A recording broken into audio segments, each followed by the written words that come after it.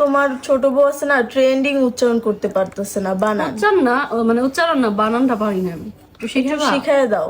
আমার সাথে সাথে কেউ টি টি আর আর এ এ এন।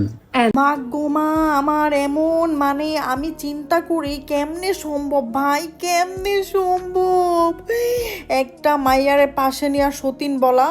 আমি জীবনও পারবো না গাইজ, বিশ্বাস করো এটা মনে হয় আমার পক্ষে অ্যাটলিস্ট ইম্পসিবল। আমি জীবনও পারবো না অন্য একটা মাইয়ারে মানে সতীন কইতে। ভাই যদি কেউ আমাকে এইটাও বলে তরে আমি 10,000 টাকা দিব, একটু এমনি ফাইজলামি করে আমার সতীন ডাকা মনে হয় তাও ডাকুম না।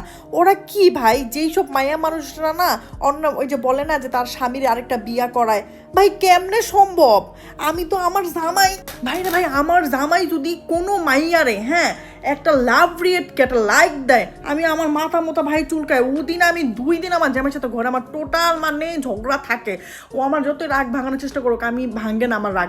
মানে ওরা কেমনে সহ্য করে? আবার নাকি আবার শুনি যে বাংলাদেশের মধ্যেও এরকম আছে যে স্বামীর আরেকটা বিয়ে করাই দিতেছে। কেমনে পারস ভাই? তোরা মানুষ না, তোরা এলিয়েন। আমি 100% তোরা মানুষ না, কারণ বাঙালি মেয়েরা কখনো সব কিছুর ভাগ দিতে পারলেও স্বামীর ভাগ দিতে পারে না। আর যারা স্বামীর ভাগ দেয় তারা এলিয়েন আমার মনে হয়। তারা আমার মতো মানুষ না, তারা এলিয়েন। হয়তো তারা এলিয়েন নাই, তা আমি এলিয়েন। তাহলে আমি কেন পারি না ভাই? আমার জামাই ভাই, আমার জামাই কারোর লগে কথা কইলেও আমার মাথা ব্যথা করে। মানে আমার জামাইয়ের মানে এখন তুই আমার মানে আমার শুধুই আমার। কেমনে সহ্য করে ভাই, কেমনে সম্ভব? বাবা আমার মানে খুব মানে আমার এগুলো অনেক জ্বলে।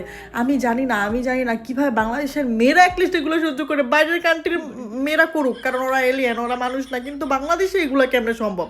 এই যে বাংলাদেশে যে সতীন 2 সতীন, এই যে ওরা কেমনে মানতাছে? ও মামা মা গো, আমি পারবো না ভাই। আমার জামাই শুধু আমার, আমি জীবনও পারবো না।